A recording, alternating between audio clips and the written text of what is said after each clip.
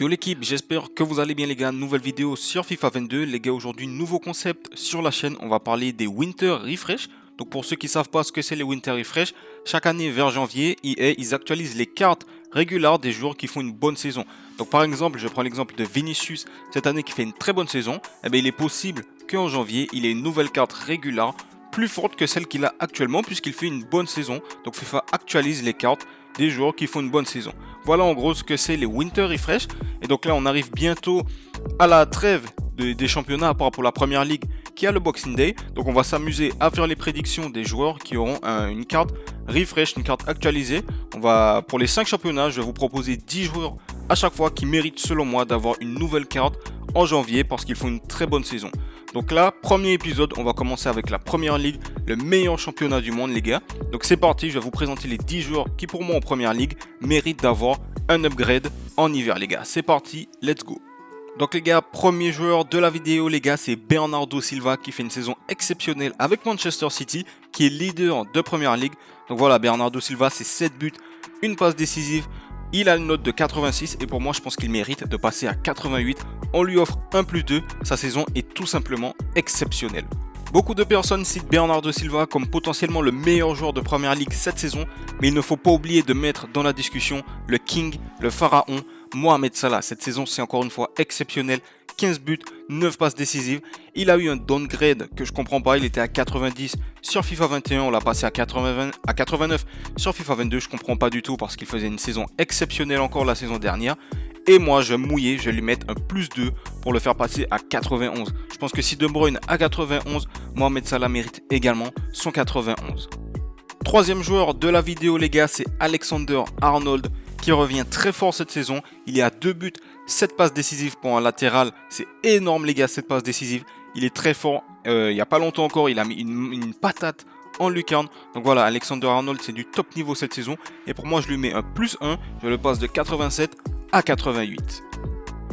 Encore un latéral, encore un joueur de Manchester City, Joao Cancelo, qui est souvent comparé à Alexander Arnold. Il y a une petite guéguerre entre les deux pour savoir qui est le meilleur latéral droit de Première Ligue.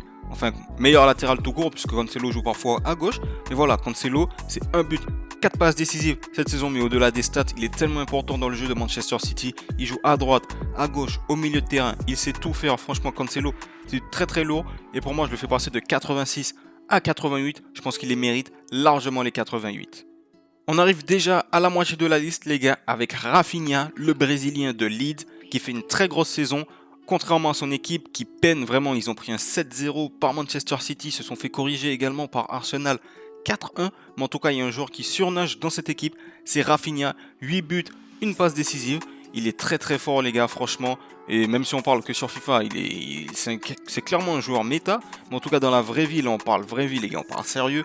Rafinha, c'est du très lourd les gars, il est encore jeune. Il a vraiment le temps de progresser. Il est à 82, moi je lui donne un plus 1 pour le mettre à 83.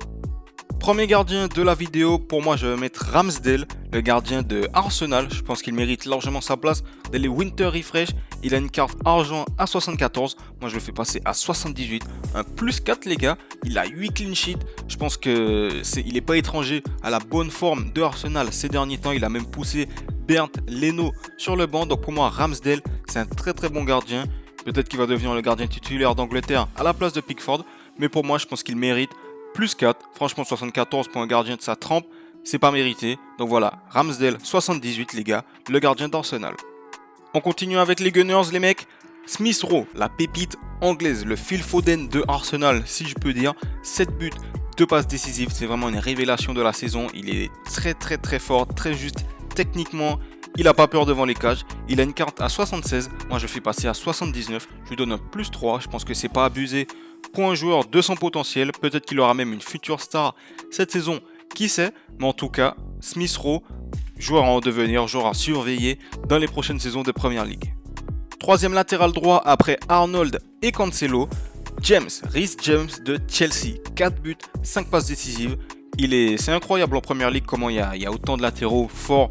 Il y a James, il y a Robertson de l'autre côté, Cancelo, Arnold. Franchement, la Première Ligue, c'est vraiment le meilleur championnat. Ils sont vernis. Il y a beaucoup d'équipes très très fortes. Et pour moi, James mérite largement le plus 1. Voilà, le plus 1, je le fais passer de 81 à 82. Je pense que c'est largement mérité. On voit avec Chelsea qu'il débloque des situations des fois avec des mines. Et même, il est très juste techniquement, 5 passes décisives. Donc voilà, pour moi, James à 82, je pense que c'est mérité. 9e joueur de la vidéo les gars, Emmanuel Denis, le joueur de Watford, l'attaquant qui est à 7 buts, 5 passes décisives. Il est très bon cette saison, il a marqué contre Manchester United, il est très complet, rapide, physique, il fait le taf à Watford, même si Watford ils sont dans les derniers du classement, mais en tout cas s'il y a un joueur qui surnage comme Rafinha surnage à Leeds, c'est bien Emmanuel Denis. Donc voilà, il a une carte à 74, moi je lui donne un plus 4 à 78. On le voyait déjà en Ligue des Champions lorsqu'il jouait à Bruges. Si je ne me trompe pas, il était déjà très intéressant. Et là, il confirme en Première Ligue. Donc à voir s'il va rester à Watford, s'il se maintient ou s'il va être transféré la saison prochaine. Mais en tout cas, Emmanuel Denis a surveillé. Très bon joueur. Et le dernier joueur de la vidéo, les gars, c'est Gallagher de Crystal Palace, les gars. C'est, il me semble, un joueur qui est prêté par Chelsea.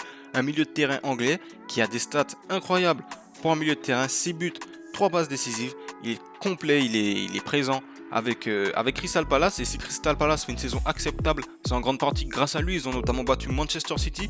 Et il me semble qu'il avait marqué lors de ce match. Donc voilà, Gallagher, c'est un joueur à surveiller comme Smith Rowe dans les années à venir. Et c'est le dernier joueur de notre liste, les gars.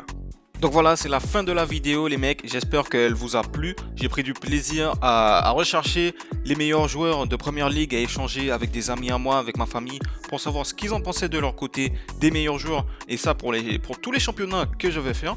En tout cas, n'hésitez pas à me dire en commentaire si vous êtes d'accord avec moi, si vous pensez qu'il y a des joueurs que j'ai oubliés. Bien sûr, il n'y avait que 10 places, donc voilà, il y a forcément des joueurs que j'ai oubliés, donc dites-moi en commentaire ce que vous en pensez. En tout cas, si vous avez aimé la vidéo, n'hésitez pas à vous abonner, à lâcher un pouce bleu ou à partager la vidéo, ça m'aidera vraiment beaucoup. Moi je vous dis à la prochaine vidéo, la paix sur vous, tchuss.